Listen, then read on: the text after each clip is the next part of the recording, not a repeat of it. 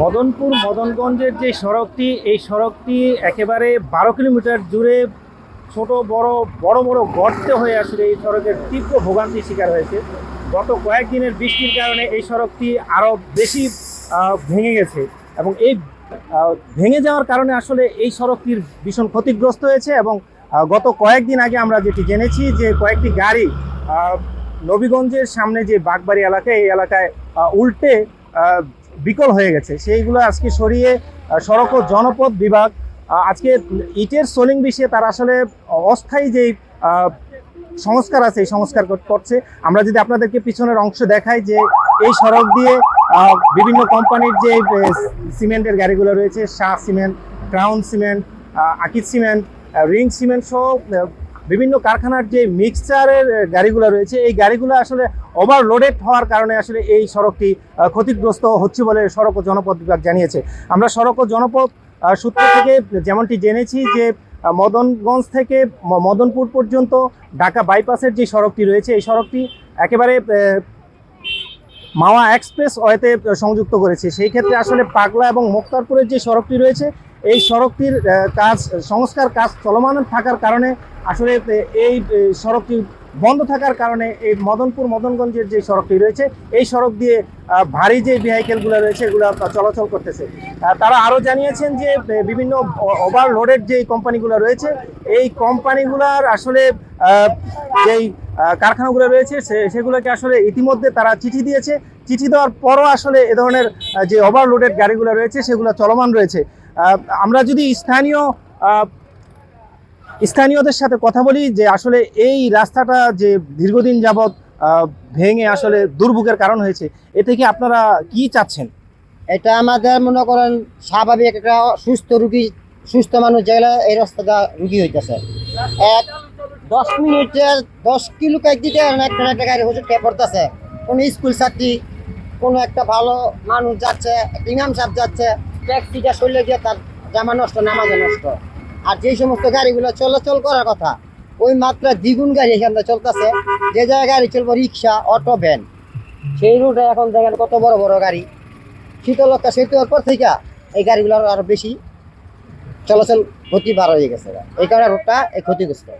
তা আমরা চাই যে আপনার সরকারের কাছে এবং কি যারা বর্তমানে রুট পাতে দায়িত্বে আছে ওনাদের কাছে আমাদের এলাকাবাসী দীর্ঘ অপেক্ষার ভালো একটা রাস্তা নষ্ট হয়ে গেছে, এই জন্য অতি তাড়াতাড়ি তারা দূরত্ব ঠিক করার জন্য একটা চেষ্টা করে।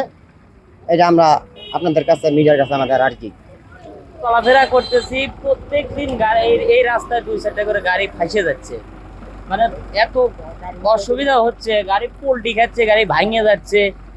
এই অবস্থায় কি যাওয়া আসা করা যায়? আমরা তো প্রচুর বিপদে আছি, কারণ এটা তো কেউ দেখে না। ভাই, কোন জায়গা থেকে আসছেন? আমি পাবনা থেকে আসছি। জি, গত 2-3 দিন আগে আমাদের 2-3টা গাড়ি এখানে নষ্ট হয়েছে। মানে এটা পাতি সেট নিয়ে ভেঙে গেছে, ভেঙে পড়ে গেছে। তারপরে মনে করেন যে বিভিন্ন কষ্ট করে গাড়িটা উঠায় নিয়ে চলে গেছে। প্রতিদিন এইভাবে আমরা চলাফেরা করতেছি, এইরকম কষ্টই করতেছি, কিন্তু এটা তো কারো চোখে পড়তেছে না। আমরা চাচ্ছি এই বিষয়টা সমাধান করুক। আমরা প্রত্যেকদিন যাতায়াত করে আমাদের খুব অসুবিধা হয়, শুধু আমাদের না, সবারই হচ্ছে। এখানে যারা বসবাস করে স্থানীয় লোক, এদেরও হচ্ছে। প্লাস আমরা আসি বাইরে থেকে, আমাদের আরো বেশি সমস্যা হচ্ছে। তবে আমরা এই দুপুর থেকে বিকাল পর্যন্ত বিভিন্ন যানবাহন মালিকদের সাথে কথা বলেছি, যারা আসলে এই রোডে নিয়মিত যান চলাচল করাচ্ছেন, তাদের সাথে কথা বলেছি। তারা যেমনটি জানিয়েছেন যে এই সড়কটি দীর্ঘদিন যাবৎ আসলে সংস্কার না করার ফলে এই সড়কটি বিভিন্ন জায়গায় গর্তের সৃষ্টি হয়েছে এবং গর্তের কারণে আসলে তীব্র ভোগান্তির সৃষ্টি হয়েছে। এই ভোগান্তি থেকে তারা নিরসন চান। তবে এ ব্যাপারে আমরা নারায়ণগঞ্জ সড়ক ও জনপথ বিভাগের প্রকৌশলী আব্দুর রহিমের সাথে কথা বলেছি। তিনি যেমনটি জেনেছেন যে এই সড়কটি হচ্ছে একটি পূর্বে এই সড়কের মধ্যে রেলপথ ছিল। রেলপথ থাকার কারণে আসলে 2023 সালের যে সংস্কার করা হয়েছে প্রায় 33 কোটি টাকা ব্যয়ে, সেটি আসলে অস্থায়ী একটি সংস্কার করা হয়েছে। সেই সংস্কারটি আসলে রেল সড়ক থাকার কারণে যে স্থায়ী সড়ক সংস্কারের দরকার ছিল সেটি হয়নি।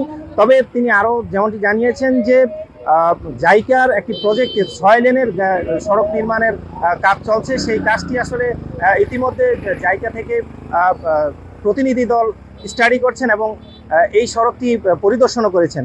তবে 6 লেনের যদি এই রাস্তাটি সংস্কার কাজ চলমান থাকার কারণে আসলে তারা স্থায়ীভাবে কোনো ধরনের সংস্কার কাজ করতেছেন না, এমনটি জানিয়েছেন তারা। তবে স্থানীয় যারা রয়েছেন তাদের দাবি যে এই সড়কটি দ্রুত সংস্কার করে সাধারণ যে মানুষ রয়েছে তাদের চলাচল দুর্ভোগ কমাতে যাতে সহায়তা করে, তারা তেমনটি দাবি করছেন।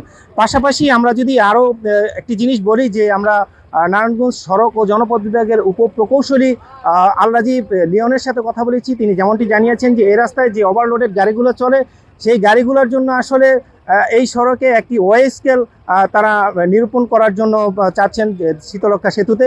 সেটি আসলে হলে এই রাস্তায় যে ওভারলোডেড যে গাড়িগুলো আছে সেগুলো চলাচল বন্ধ হবে এবং এই সড়কের যেই যান চলাচল আছে সেটি স্বাভাবিক হবে এবং ক্ষতিগ্রস্তের পরিমাণটা কমে যাবে। সেই ক্ষেত্রে সাধারণ মানুষের দুর্ভোগটা কমবে বলে তারা জানিয়েছেন। এই ছিল আমার কাছে সর্বশেষ। NTV অনলাইন, কামরুল ইসলাম, নারায়ণগঞ্জ বন্দর।